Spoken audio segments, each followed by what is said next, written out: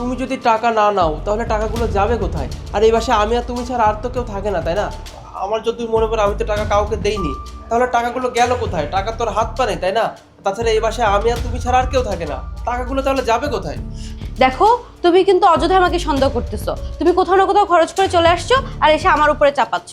না বাবা, আমি তোমাকে সন্দেহ করছি না, কিন্তু টাকাগুলো কি এভাবে মানে মিসিং হতে পারে? তুমি যদি নিয়ে থাকো আমাকে বলো। না বাবা, আমি একবারই বললাম যে আমি টাকা নিইনি। আর তুমি টাকা গুনে গুনে রাখো নাকি মানিব্যাগে? টাকা গুনে রাখি না, কিন্তু একটা আন্দাজ তো থাকে। কিন্তু যা শুরু হয়েছে আমার সাথে, মনে হচ্ছে এখন থেকে টাকা আমাকে চোখে চোখে রাখতে হবে। আমি ফ্রেশ হয়ে আসছি, আমাকে খেতে দাও। ভালো লাগে না তো ঝামেলা। হ্যাঁ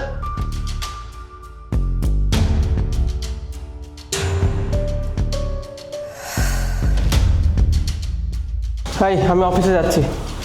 এই শোনো না, বাজার লাগবে, বাজারে টাকা দিয়ে যাও। আচ্ছা, আমি বাজার করার জন্য তোমাকে 2000 টাকা দিয়ে যাচ্ছি।